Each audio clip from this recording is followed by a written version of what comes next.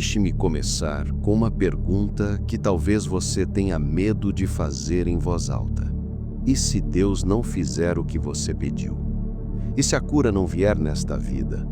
E se a porta permanecer fechada, apesar do seu jejum, do seu dízimo e das suas lágrimas? Será que sua fé é fraca? Ou será que nos ensinaram uma mentira sobre o que realmente é a fé? Vivemos dias em que a fé foi reduzida a uma moeda de troca. Dizem-nos: tenha fé e a dor passará. Tenha fé e a conta será paga. Tenha fé e o sofrimento acabará. Mas quando abro as Escrituras, quando olho para a galeria dos gigantes espirituais em Hebreus 11, encontro algo que choca a religiosidade moderna. Encontro homens e mulheres que tiveram uma fé gigantesca e, mesmo assim, morreram sem receber a promessa na terra. Hoje, quero conversar com você, coração a coração, sobre a fé que sustenta quando tudo dá errado. A fé que não precisa de palco, mas que sobrevive na prisão. A fé que Spurgeon chamava de a rainha das graças, não porque ela nos dá tudo o que queremos, mas porque ela nos dá quem nós precisamos, o próprio Deus. Prepare-se, pois vamos desmontar o ídolo da fé de resultados e erguer o altar da fé de confiança. E no final, quero lhe entregar 3 chaves práticas para a sua vida de oração, para que você nunca mais se sinta abandonado no silêncio de Deus. Existe um perigo sutil rondando nossas igrejas. O perigo de achar que Deus é nosso devedor. Tratamos a fé como um contrato comercial. Senhor, eu te dei minha obediência, agora tu me deves a bênção.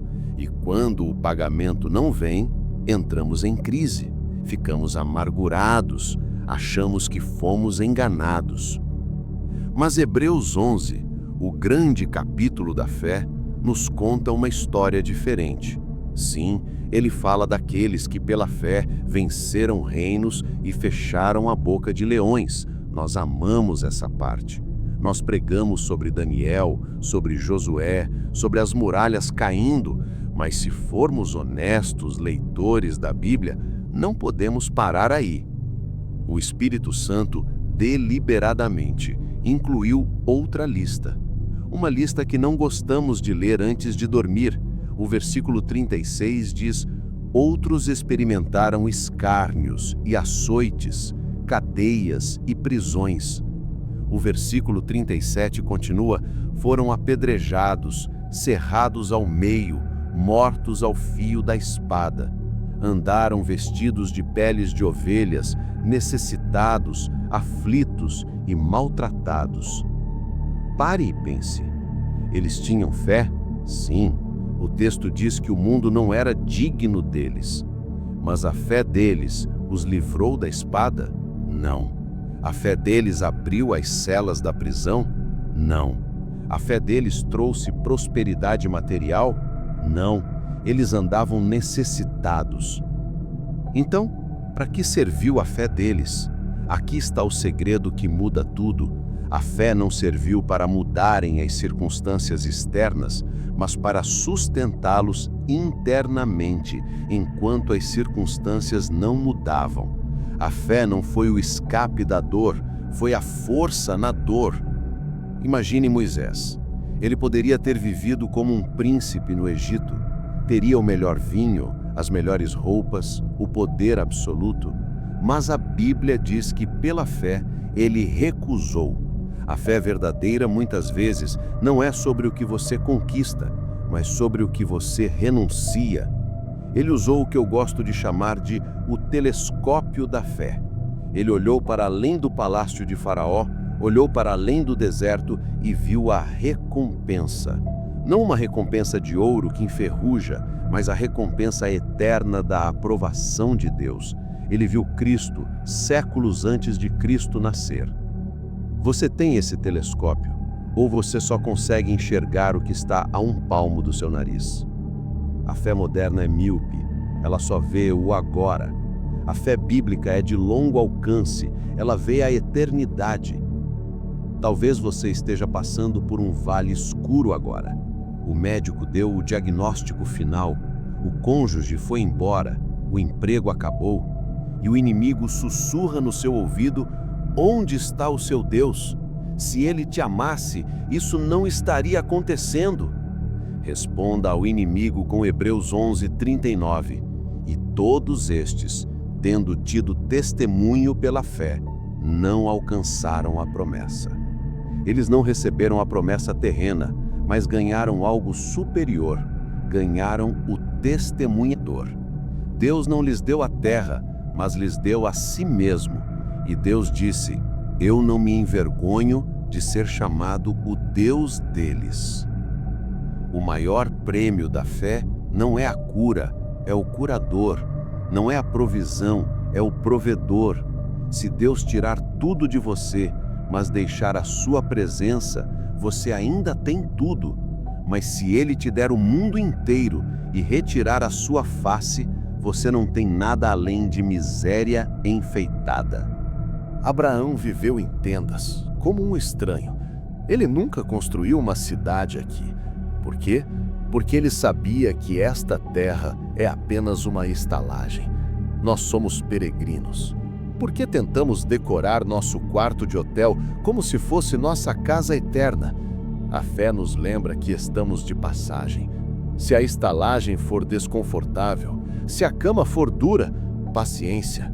Amanhã vem chegando e a casa do Pai nos espera. Essa visão transforma nosso sofrimento. Não sofremos como quem não tem esperança. Sofremos como quem sabe que a dor é leve e momentânea, comparada com o peso eterno de glória. Mas deixe-me ser muito prático e pastoral com você agora. Como viver essa fé no dia a dia, quando a conta chega e a angústia aperta o peito? Como não desabar quando o céu parece de bronze? Primeiro, entenda que a fé não é um sentimento, não é aquele frio na barriga ou uma emoção de culto. A fé é uma decisão da vontade baseada na verdade da palavra. É olhar para a cruz de Cristo e dizer: aquele que não poupou seu próprio filho, certamente está cuidando de mim, mesmo que eu não entenda como. A cruz é a âncora. Quando você duvidar do amor de Deus nas provações, olhe para o Calvário. Deus provou seu amor lá. Ele não precisa provar de novo dando-lhe um carro novo ou uma vida fácil. O sangue derramado é a garantia eterna. Se ele cuidou da sua alma para a eternidade, ele não cuidará do seu corpo no tempo. Mas há um mistério em Hebreus 11:40 que precisamos desvendar. Diz que Deus proveu alguma coisa melhor a nosso respeito, para que eles, sem nós, não fossem aperfeiçoados. Pense na grandeza disso. A história da fé é uma corrida de revezamento. Abraão correu a sua parte, Moisés correu, Davi correu, os mártires correram, e agora eles passaram o bastão para você. Eles estão na arquibancada da eternidade, uma grande nuvem de testemunhas, olhando para nós. E o que eles esperam? Eles esperam que não deixemos a tocha cair. Eles esperam que não troquemos a fé preciosa por bijuterias deste mundo.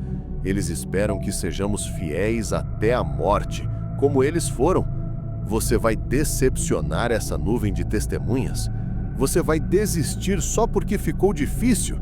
Ou você vai se levantar hoje, sacudir a poeira da autopiedade e dizer: se Deus é por mim, quem será contra mim? Quero lhe dar 3 ferramentas, 3 disciplinas espirituais para blindar sua fé contra o desânimo. Não são fórmulas mágicas, são hábitos de alma. A primeira disciplina é o Diário da Providência.